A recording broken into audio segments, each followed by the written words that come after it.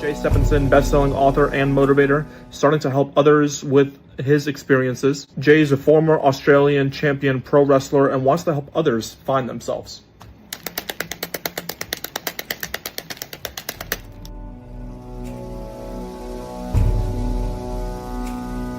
Ladies and gentlemen, this is our first collab. This is the Robin Hood Effect and Chat with Jay. Kangaroos, koalas, Steve Irwin impersonation, all the other stuff that I come out with.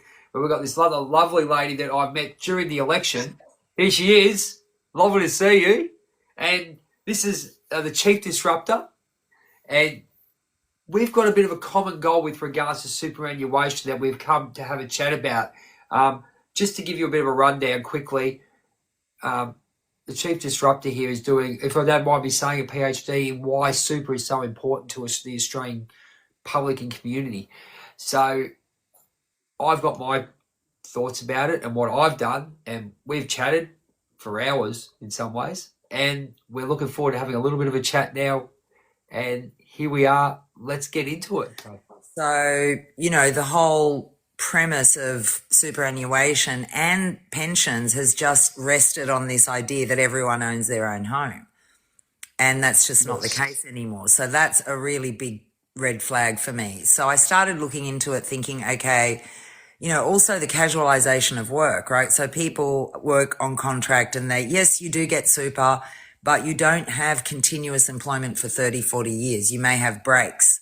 Can I ask, can I just put in that one, with regards to the change of work, we're looking at going to casual, what was the big effect on that? Because I mean, anyone would think that you go, okay, work, get some money and all those kind of things, but what is the big thing about, what is the big change with people's employment status? Casually. Like that's the real problem, right? Not everyone's a public servant. Not everyone's a politician. Yep. Lots of people are self-employed, and, you know, when you're self-employed, you don't always have the money to set aside for your super. So there will be gaps is my point. And the way super works is on compounding, you know, that money going in regularly, and, you know, the interest compounds over time because there's money that's continuously going in for 30 guys, years. This is Jay here from Journey of a Whitefeather. Now, I had a wonderful chat with the lady that you'll see very, very soon. Her name's Anne-Marie Elias, and she goes under the Chief Disruptor.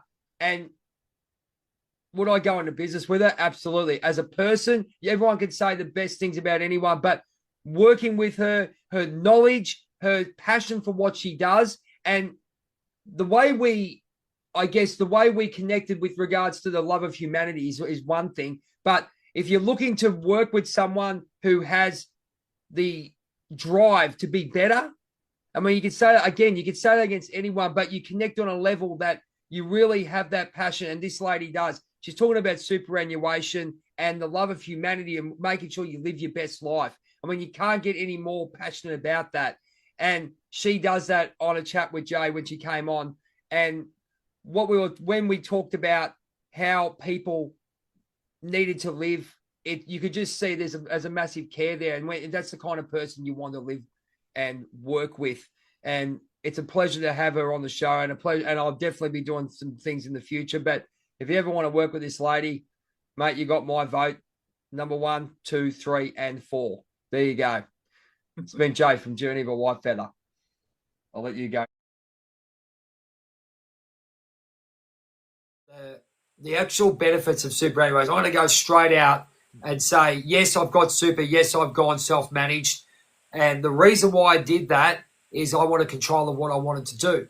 That's simple as that. But the other thing was, and Annie and I have talked about this, is about the mindset I've got is about retirement, about making sure I have enough money for retirement. So the money that I've got, I mean, I'm trying to invest a lot better, and not to go to do this quick fix. Let's make 700,000 in one day. It's not going to happen. No. But we're talking in long-term commodities like gold, silver, and Bitcoin. That's what I've gone for myself personally. So that's a big thing for me. So what's your thoughts on that? Obviously, obviously the social housing, we'll talk about that in a minute. But what are your thoughts for someone on this live who is, I reckon, look, I'm going to be blunt here and say 70% of people got no idea what the hell's going with their super. No, they don't. I'm probably being generous, but you've got 70% of people got no idea what to do with their money and all those kind of things. What do you say to them, and what is your opinions of the current state of superannuation? And because I was thinking, yeah. I think it's been a disaster. I think they built it up to be the holy grail, and globally we are looked at, oh, look, Australia has compulsory super. But compulsory super only works if you have a permanent job, basically. If you have a continuous job for 10, 20, 30, 40 years. Yep. And it doesn't work in a gig economy, right? So if you talk to all the people that are working in gig economy, how many of them really are putting however much it is, $1,000 a year towards their super or whatever? Yep. If I had my time again, and you know, it's difficult because I was a single mum, so I was always like trying to keep the money that I was earning, and I didn't, you know, invest so much in my super. But if I had my time again, you know, and you think like if you're in your 20s and 30s, Yeah. you know, an extra $100, you know, a year or a couple of months or whatever is going to make a difference over the next 30 years. Absolutely, it will. Right? If you're in your 50s and 60s, you should be looking into it and really thinking about what the hell it's doing, because the median super, and I think it's been updated, I don't know what the update is, but the median super last year for a man at 60 was $204,000, and for a woman at 60 it's not going to live off. It's not going to live off that. $140,000. Ridiculous, isn't it? And if you think you need 600,000 to 700,000 as a single, you don't need double that as a couple, because, you know, couples have got economies of scale. But like, you do need a lot more than what we actually end up with, right? And who is this affecting? Freelancers. It's affecting people in low incomes, people that have earned like, you know, $50,000 a year their whole life, or $30,000 or whatever, are not going to have $700,000 in their super by the time they're 60, no matter what they do, right? So, you know, it's really hard. And like, I think, you know, if you understand the self-managed super funds, I highly encourage you, you know, to go that way, because I've often thought, like, if you're in a family and you all trust each other and the relationships are good, you should be putting your super together, right? Because if someone's got 100K, someone else has got 300, someone else has got 50K, you're better off putting SMSF and building that wealth together. How I looked at it when I decided to go self-managed. I said to myself, I have a look at some of the bigger companies. I'm not going to mention any of them because, you know, let's say the bigger companies, okay? Go look them up. Go and write big superannuation companies, all right? This is why I think it's so muddy. I won't say it's a scam, but it's a muddy thing. Have a look at all their sponsorships. Have a look at all their sponsorships, ladies and gentlemen. What are they? How are they making all their money? Because they've got our money in there. Okay, we get our dividends, yes, and as Chief Disruptor said, yes, we need money, but are we allowing people to take control of our money? This is what I did myself, and I know a lot of other people did. They took control of their money and they pulled it out and invested in themselves. But the mindset of for the future, because we'll go into the next part, which is a major concern about the housing and cost of living and getting money out for your dental and all that kind of stuff. But what do you think about that, Chief Disruptor? Hi, I'm Anne-Marie Elias, also known as the Chief Disruptor, and I have had the best pleasure of working with Jay, Journey of a Whitefeather. And, you know, if you need to lift your game in communicating something, he's your man. So I'm really good at certain things, but I'm not really good at marketing or amplifying my message or even being that clear on my message. This guy is the one that can help you get there. I love watching not just the stuff that he puts on TikTok, but the work that he does on YouTube. He's interviewing people from all around the world. And he talks about everything from spirituality right through to the finance system, right through to the global agenda. So he's up on all the important matters. And my bet is that if you need to work with someone that can help you amplify your voice in any of those areas, Jay's your man. Yeah, I think, you know, people just need to think how much time they've got to accumulate whatever. Yep. You know, like if you've got 100K in your super and you're 60 and you need 600K in the next few years, obviously that's not going to happen. But you've just got to, you know, spend the time, because Australia isn't as secure as it used to be. Like there won't be social housing if you don't have a home. Like there are 10-year wait lists now. Yep. So it's really concerning. The other thing is, get a club together. Like I think of the book and the movie called The Joy Luck Club, which was a bunch of Chinese migrants that got together and put, I don't know, $100 a month and invested in things together and eventually made decent money because there were like 100 of them doing it. So be creative, think of ways that you can do it in a way that's obviously secure and where you can trust the people that That's where I was going. Yeah. No, 100%. You have to be, very vigilant about that. The other thing that I've known for years is financial advisors have been encouraging people that have superannuation to game the system and get a part pension. So, you know what I mean? That's also pissing me off because there's so many people drawing a part pension that we can't raise raise the pension to be a proper living pension, right? If that pension was, I don't know, 45, 50K a year, Yep. that would be reasonable, right? But, at the end of the day, everyone's going to end up on the pension, even people like our generation or my generation, Gen X, who actually had superannuation almost from the start. So we've gone doom and gloom. I mean, you're not wrong. You are absolutely not wrong. Have a look at what's happening here. We had our chat, and you can check it out on YouTube.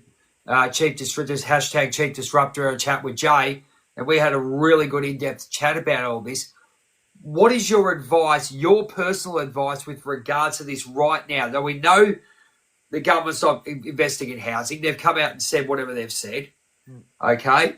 They've said they're going to do it. Okay, good luck if you think so. Fantastic. But isn't it time for us to take control of our super? Is it self-managed super funds versus the industry ones? Where do you sit with it? It depends because I've got Commonwealth Super, so I'm sweet. Like I would be stupid to move my super from Commonwealth Super because it's probably the most secure and the safest. Okay. It's only because I was working for, a minister in 1988 and that gave me a defined benefit, right? Yep. So every time I left, I would, build another super fund and then I would go back and put all my money back in there. So that was the most important thing, was to build that because I knew that was going to be my security. Yeah, but key word for you is build. I mean, let's have a look at it logically. What's happening with regards to people not being aware? That's why I do the Robin Hood effect, as I said, with regards to awareness and critical thinking. People are worried about, they've got families, they've got to put food on the table. As you said, are they changing their... Right, and that's what I was thinking, right? Like it's all very easy for me to sit there and say, oh, if I was in my 20s and 30s, I'd put $100 extra a month or every couple of months into my super. But people are hand to mouth now, right? People, even on decent wages, are hand to mouth. So they're not going to have, that $100 to put aside. The other thing I started to notice in my research for this PhD is an intersect of when things go to shit for people is redundancy. Right? Oh, right. Okay. So explain that one. Because then you've got no income and you've got no building up of super. And quite often after a redundancy, you're working in a lesser capability or job, right? And it used to be that redundancy happened in your 50s, maybe, like mid to late 50s. Now it's mid 40s. And that is like freaking me out, right? Because if you get made redundant, it's so young. Like at mid 40s should be the peak of your career. Yes. Right? Absolutely. You should be like that's your home stretch. You got another 20 years to build that wealth and make enough money, So, Chrissy, look, I don't know enough about SMSFs. I know that you can do it with 4 people, and that's why, like, if I were to do it, I would do it with, say, my brothers and maybe my kids. Yep. Something like that, and, obviously have all these legal situations so that everyone's covered. But, it would be about pooling the smaller amounts of money to make that larger amount. I mean... Right. In any case, right, the best thing to do is to, and this is what does my head in, right? I thought that's what super funds were doing, right? You put in your money and you've got say you earn 80 grand, someone else puts in their money and they're earning $500,000 and all that money's in the same super fund and it grows. No, bitch. It's only your little pathetic amount that's growing separately to the person that's making. Absolutely, it does. So you know what I mean? It's like that.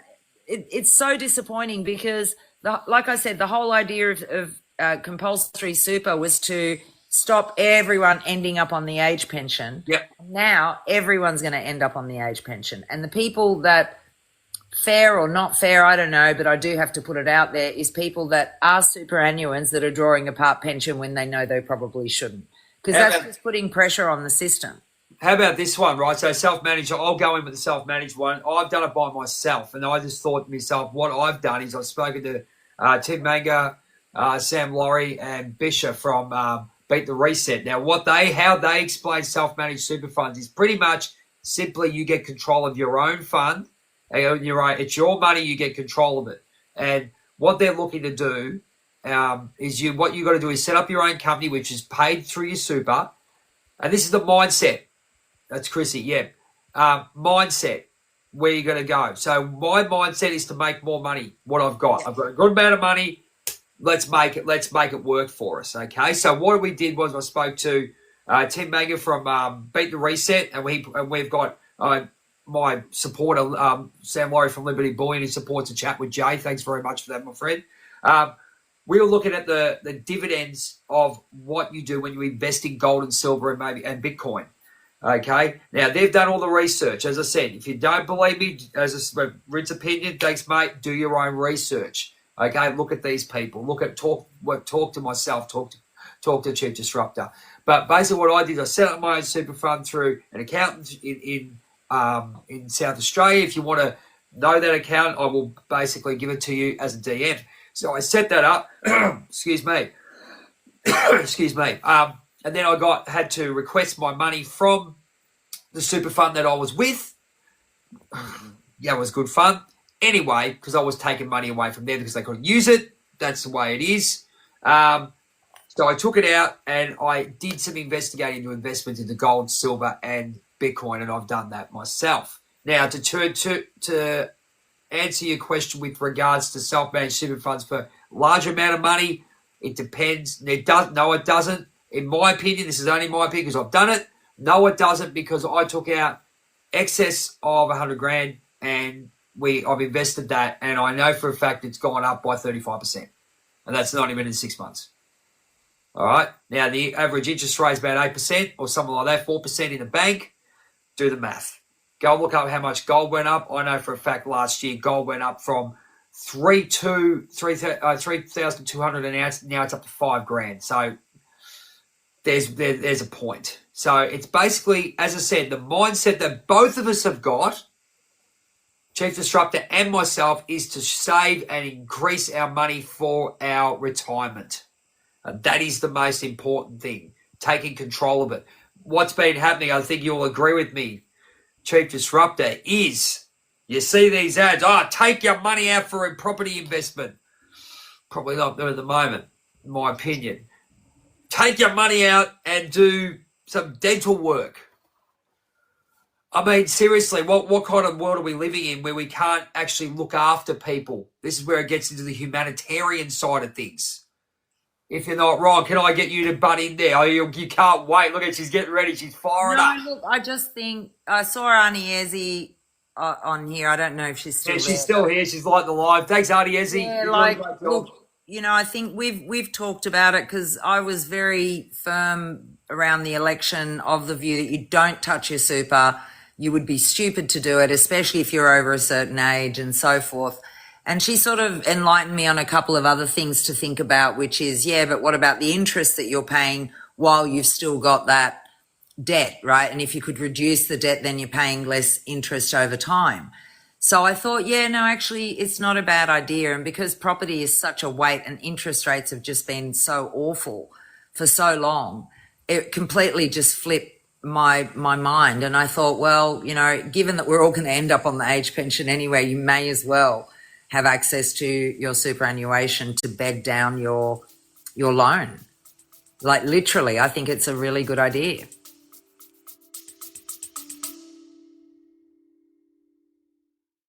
I'd like to take this time to shout out our supporters at Liberty Bullion, the best gold, silver and platinum traders in Melbourne, even Australia. If you want to give them a call, their knowledge, their customer service is second to none. Back to the show. Look, I think the most important thing is, ladies and gentlemen, is listening to what we're saying. I mean, at the end of the day, the end goal, which Chief Disruptor is 100% correct, is you've got to save for when you retire. End of story. And that is it, isn't it? Yeah. We all just have to focus on that. And, you know, I think whatever you can put towards your super is great. Like, Yep. you know, even if it's $5 extra a month or whatever, all of that does make a difference. My heart goes out to self-employed, sole traders, freelancers, you know, because I know I barely put super in myself anymore, but you know, those things are important. And especially if you're younger, like the younger you are, the more time you've got to contribute to that. So, you know, I would definitely recommend that you look into it because I think it is important. The other thing is, you know, there's like millions, tens of millions of dollars of lost super. So when you get off this live, the first thing everyone needs to do is go and find lost super because you would be surprised. Right. And I've often thought if you know anyone that's homeless, literally, if you know anyone that's homeless, the likelihood that they've worked is reasonable anywhere. And if they've worked anywhere, they would have superannuation. Right. Like even if it's 10 grand, they would have some level of superannuation and they wouldn't have a clue how to access it. So don't worry about the homeless people, worry about yourself. But I would be going and really trying to have a look at making sure that you've got all your super together. How do they do that? How do they look at, you get a lot of questions from here saying, okay, I might have had multiple jobs. So what is your advice to people to actually say, oh, I'm not 100% sure. How can they go and find that out? So I think the ATO, I think that's how I found out. The ATO tells you what super funds are there. But there is a website called Find My Lost Super or something like that. I'll look it up in a minute. And, you know, basically you can just put your name and the periods that you've worked. I think it asks you some questions around that because it could be that part-time job that you had, you know, 10 years ago that you just don't remember. And Arnie is 1,000% right. Okay, so you can do it through your chosen super fund. Yep. So your the super fund that you're in, that you've chosen. Also merge your super. I mean, absolutely. Really put it all together. So when I left the Commonwealth, I had a different super. Every time I went back to the Commonwealth, I threw it all back in. All right, because when you don't work in the Commonwealth, you can't put money in Commonwealth super. So, you know, so I can't put any money in it now. And now I have Aware Super. And the reason why I chose Aware Super a few years ago is because they were investing in housing for frontline workers. And I thought ethically, I feel good about doing that. I've got shit all of nothing in that super. And given that I'm 59 years old, I have been waiting for Aware Super to sort of message me and go, if this is everything, you're in trouble. But they don't care. They don't know and they don't care. They don't know how many super funds you have, right? They don't know if you've got 4. They don't know if you're married. They don't know if you own a house. They don't care, let's be honest. So your super fund is not going to save you.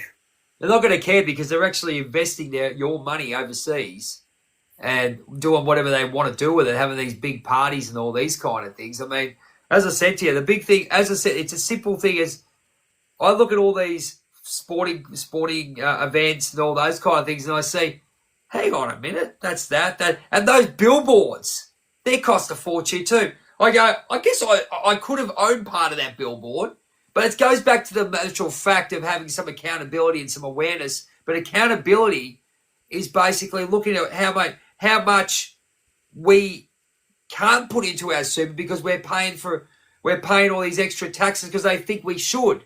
No, that's right. I mean, and that's, I don't even want to start talking about taxes because I'll have a meltdown. We'll do that. Hey, we'll go. I'd love to come on with you because I reckon you're going to let fly. And I would. Oh my God. Oh, mate. Oh yeah, I'd love to go. No, it's so bad. Like I had to ring the ATO today because I got an email from them saying, oh, you haven't paid something or other. and I was on the phone for like an hour, and I had paid it, but I hadn't paid the late fee of $69. And I thought, how much time has this taken you and me? Oh God, Like, minions! and it wasn't that you can email us. No. You have to ring this number. Oh yeah, minions! I go look at that. I've got. They Hey, had look, I've no got a idea script. of what I was talking about. Look, I've got a script. I have to read my script. I felt so sorry for this poor girl. She's like, "Where's the reference number?" I said, "There is no reference number." Oh, so Okay, so Here we yeah, go. sorry, I just had a look all right. at finding your lost super, and again, you can do it through your actual super account or contact the ATO. Okay, simple as that. Very important you do that, ladies and gentlemen, because you don't want to lose your money for starters. But I think it comes down to awareness. As I said to you, Robin Hood effect is awareness. Awareness of your money, awareness of what's happening. Once you wake up and see how much, you go look at your chat, you go look at your pay, you go bang, bang, bang. And as Chief Disruptor did say, she was saying, okay, I'd love to put about $50 or something in the thing, but some people, we can't afford it these days because they're paying. They go, all this stuff, the inflation, all that. At the end of the day, money's going to the government. They're putting our money away, and we're trying to live, which we should be putting it into our super and saving. I mean, any good business owner would do that, wouldn't they? And we are a business, as we are. Well, we are a business. If I'm not wrong. And look, the other thing is, I don't know how people are feeling about housing. Like, obviously now's not the time to buy, but Arnie Ezzy and I have spoken to, have spoken about the idea of, if you've got a property, you should have incentives to put a tiny house on there or, to rent that out or, whatever. I think what they are going to eventually do, because we have the highest under occupancy in the world, people living in large houses on their own, and we've got an aging population. So I think they are going to eventually have an unused bed tax, right? So if you've got a house with 5 bedrooms and you're the only person living in it, you may have to pay a bed tax on 3 of those rooms in the future. So, the other thing would be like people that do have that excess space, rent out a room. It gives you a little bit of an income as well as, providing. We'll get taxed on it though. Someone. We'll get taxed on it. Yeah, but you're going to be taxed anyway because you're going to Yeah, well, you're helping someone. Let's go to the humanitarian side of things. Let's go to the humanitarian and say, look, we're helping others. But look, it shouldn't really get to that. But my thing is with regards to the immigration side, and this is going back onto super, a lot of people are coming into the country and will want to live here, okay? Yeah. And there will be there's going to be a surge because they're pushing the 5% down on houses, so people are going to buy that. People are having babies, extending families without, whatever their thoughts are. Good luck. That's going to happen. So I think being aware and doing these lives and letting people understand that if there's one message that we are going to tell you is be aware of your Jay super. Stephenson, best-selling author and motivator, starting to help others with his experiences. Jay is a former Australian champion pro wrestler and wants to help others find themselves.